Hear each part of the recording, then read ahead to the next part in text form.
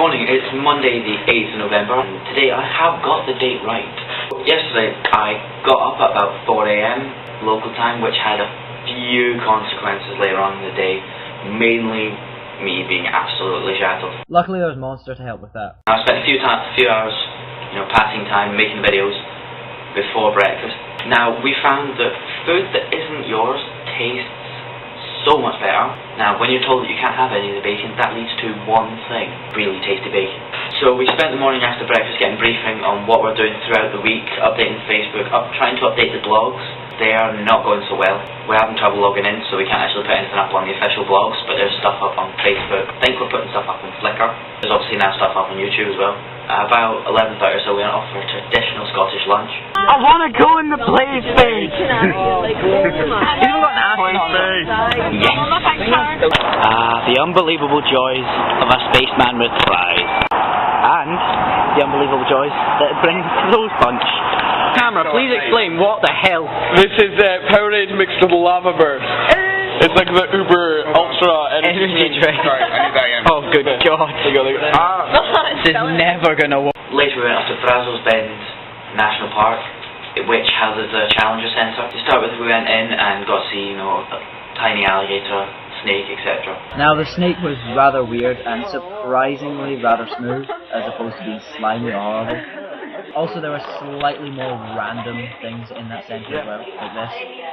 Then we went through the park to get to George Observatory. On the way along the road, they have loads of these little metal stands, and each one's to represent how far a planet is from the sun. So you can see in real perspective, the inner solar system is really clustered, close, and the outer section is much further spaced. Now there were slightly more, for want of a better word, interesting signs along the way as well. So luckily, when we saw this, we knew what not to do. There are also a few smaller critters to keep our eye on as well. Once we got there, we got to do a mission control exercise. Essentially, they have a full mock-up of mission control and a full mock-up of part of a space station, and there's all the different teams that had to branch off and complete certain tasks. Obviously, some of the instructions had to be sent back to mission control. Mission control had to send us instructions, and all that had to go through comms.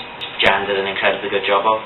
I was in the isolation team, which basically meant I was working with the robotics and the robotic arms that were behind the glass, working with chemicals and such like.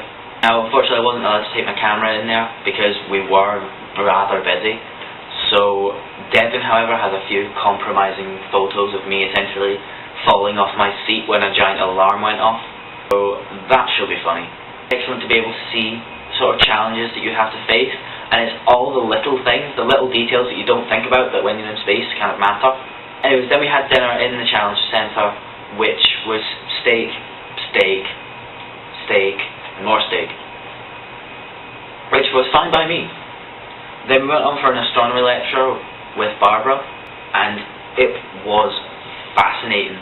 The amount that there is to know about stuff out there, and the idea that you've got such an area for research, because there is just so much out there.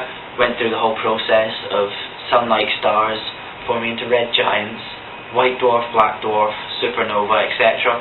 And it's one of those things I knew a little bit about before, but now I pretty much know how it goes down. Also, we went on to a side note and went to talk about Sedna, which has a 10,000-year orbit around the sun.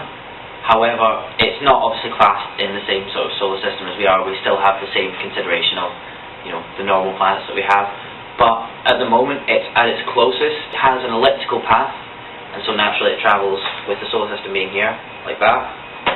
And even so, at the moment it's its closest point, and it's still one of the farthest things that we can see in our galaxy. So it shows that there is something more than what we can see. Then we went on for stargazing in the George Observatory. Their 36-inch Gaimard research telescope, and it was amazing.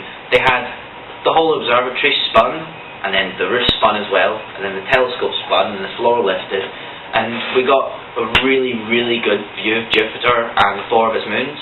And then I had a great conversation with Barbara about astronomers of the past, starting off with Newton, Galileo, Chandra. It was amazing to be able to talk to someone who has such expertise in their field, someone who knows so much and has such a passion for what they're doing.